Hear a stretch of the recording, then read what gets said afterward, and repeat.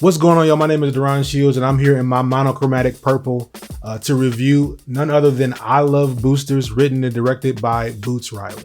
Now, if there's one thing that I've come to expect from Boots Riley, it's a surreal and bizarre ride of a film, and I Love Boosters is exactly that. After seeing Sorry to Bother You, Boots Riley became one of those directors that if he comes out with a movie, I gotta go see it. So with no further ado, let me get into my review of I Love Boosters. Okay, now this movie is a very over-the-top, absurdist film about corporate greed, exploitive labor practices, unsafe work environments, capitalism, monopoly, you name it.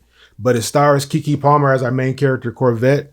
She's a part of a group of girls that are referred to as the Velvet Gang that go around boosting or shoplifting clothes to sell at a lower price to the community.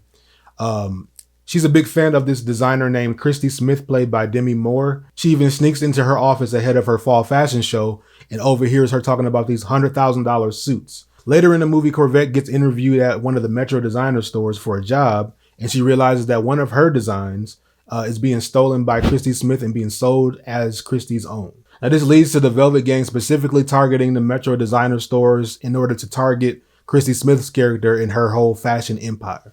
Halfway through the movie, the Velvet Gang runs into an Asian character named Jeonhu or something like that, but she has this device. At first, we think the device is just a teleporter, but we realize that there's different modes, and we get this scene where they explain that it's also a situational accelerator and a deconstructor. She shows them how it works, and it vacuums up clothes and sends them back to wherever the other corresponding teleporter is at. And they get the plan to essentially use that to pull off an even bigger heist of these Metro designer stores. We get a scene explaining not only how the teleporter works, but how the situational accelerator and the deconstructor modes work. And the girls conspire to crash the fall fashion show and thus crumble Christy Smith's fashion empire. They sneak into the fashion show where they eventually stumble upon a door behind which they hear people talking about those same $100,000 suits that got referred to earlier in the film. They confront the people behind the door, and it turns out that those people are the same people that we saw in news broadcasts throughout the movie in the background. And they turn out to be industry plants or a forged democracy think tank, people kind of planted there to influence the minds of the public. They explain that they've had their skin surgically removed and that they're wearing skin suits, and those are the $100,000 suits that they've been referring to. They have them remove the suits, and they go into this whole stop motion, crazy filmmaking medium. This is when the movie really kind of goes off the rails, but in a good way, at least in my opinion. But it's kind of equivalent to like the horse scene in Sorry to Bother You. If you know, you know. Ultimately, the girls are able to deconstruct all of Christy Smith's precious fashion creations and expose all of the contradictions that are within. And then they use the situational accelerator to accelerate the contradiction, and it turns into essentially a giant workers' rights strike. It's similar messaging to Sorry to Bother You. If you've seen that movie, there's like the same scenes of picket signs and people kind of standing up for their workers' rights. Now, there's a clear comedic through line throughout the whole movie. Keke Palmer plays our main character alongside Taylor Page, Demi Moore, Lakeith Stanfield, Will Poulter, and some more. So a very well stacked cast, and I think everybody really bought into the crazy immersive world that Boots Riley created for him. Now, the movie is just under 2 hours. I think it came in at about 114 minutes, but it honestly did really fly by. I saw it twice, and even on the second watch, I didn't really notice how long the movie was. And I think by the third act, you're so distracted by this crazy world that you're in this movie that you don't even really pay attention to the time. At least I didn't. The message of the film is very, very strong. Honestly, this movie is almost 80 to 90% message. And it's kind of the reason that I have a message category in my reviews. It's like the epitome of a message film. But that message is of kind of socialism, anti-capitalism, monopoly, corporate greed, exploitive labor practices, unsafe work environments, you name it. But Boots Riley is a very much, I think he's even quoted as being a communist or a socialist. And I really liked it. I mean, like this, I categorize Boots Riley in his own lane, completely separate than other traditional filmmakers. I see him almost more as a propagandist. And I know propaganda kind of has a negative connotation to the word, but I think the only thing that separates good propaganda and bad propaganda is whether or not you agree with the message. And in this case, I do agree with the message. I like a lot of the themes of socialism, of anti-capitalism, anti-materialism. I do like a lot of these different, through lines and messages that he has in here. It's very heavy-handed, so that's not for everybody. I understand that, but in my case, I really do like these messages, the kind of overlying tone and voice of this movie. I think he attempts to use film as like a Trojan horse to really talk about things that kind of potentially can lead to ideological change. And I think that is way more than a lot of filmmakers are even trying to do. I think filmmaking is storytelling, obviously, and storytelling is a form of messaging. So I think he's just very, very poignant and very heavy-handed in his messaging, which kind of polarizes people naturally. So I understand that some people won't like it, even the messages that people might not like.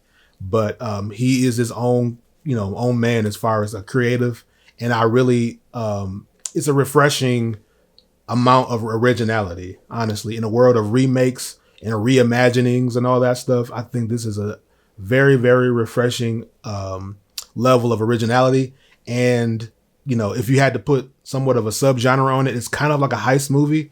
But other than that, it's very, very much its own thing altogether, especially visually. All the visuals are crazy. Just about everything in this movie is very, very experimental and very creative. Cinematography included. My favorite shot was probably the epiphany shot or revelation shot once Corvette realizes that her design is being stolen by Christy Smith stores.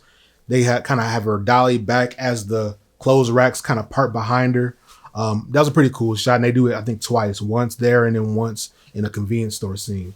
But very, very creative, very, very over the top, and this absurd and maximalist. Christy Smith's character, her whole building is on a 45-degree angle. I thought it was a visual metaphor for her point of view or vantage point being skewed and her not realizing it. But Boots Riley had an interview where he explained that it's basically to point out how frivolous a lot of these different things are, a lot of these different expenditures are, especially on a high level to where it's not even really manageable. It's just kind of over the top and nonsensical. In the final act of the movie, we get this long chase scene that's done in miniature, which, I thought it was okay. But the whole thing is done miniature. We got the people in the skin or the muscles, like the skinless people, chasing our main characters. Eventually, they get back to the fall fashion show, deconstruct all of Christy Smith's fashion creations of the whole fashion show, and accelerate the contradiction of the entire thing to the point it just becomes a giant strike. This is a very common message with Boots Riley, but I like it. I like the whole messaging of the power kind of residing within the people, and using the power of our voices as employees or the working class to make sure that things are fair and not exploitive and not, a monopoly or not unsafe. In the case of the workers in China. Like I said, I did watch this movie twice, so it has the rewatchability badge from me. I wanted to see it again. Just I liked it, and because I do think the third act is a little bit dense with some of the messaging when you got into the Forged Democracy think tank stuff. But I did want to give it a second watch, so I went to see it in the theaters twice, and I'm glad I did before I did my review. But I think it's definitely worth the rewatch once it's streaming. I'm sure I'll watch it again, and it's probably going right up on my Mount Rushmore of Boots Riley movies with Sorry to Bother You. Now, my main criticisms of the movie: one, Lakeith Stanfield's character. I didn't understand the function or utility of that character in the story, other than maybe just giving our main character a little bit of a love interest, but it doesn't really go anywhere, and it's not really kind of consequential to the main story at all. If you cut all his scenes out, it wouldn't really make a difference in the story. And like I said, the third act is a little bit hard to follow, which is part of why I wanted to give it a second view. But overall, I think I really did like the story. I liked the depiction, all the visuals, all the over the topness. It's very Boots Riley. It's he's an acquired taste. It's very polarizing, I think, in that way. So some people don't like it. Some people criticize the movie for not having a focus or being story driven. But I think the story was cohesive enough. It is a comedy, but I think that there is a through line of that message of kind of anti-capitalism and anti-materialism throughout. And it connects a local gang of boosters to a worldwide case of that monopoly and corporate greed. So I think that there is a cohesive and intelligible story. My other criticisms, I think there are a couple times where the dialogue is hard to hear. Now they do a whole gag or whatever where Will Poulter's character has the music so high that he can't hear them on purpose. But not ironically, there's times in the movie outside of that scene where it's hard to understand what they're saying over the music or the kind of like ambient sound or whatever. So I can't tell if that was just the theater that I was in or that's the actual final mix of the movie. And the miniature set piece, I thought that was okay. I didn't really care that much for it, but it was kind of like we're here now type of thing. So, but as far as my positives from the movie, I thought it was very, very refreshingly original. Like I said, in a world of a bunch of reboots and remakes, this is probably the most original film that you'll see, especially visually. If you had to put a subgenre on it, you could maybe say it's a little bit of a heist film. But outside of that, it's very, very original.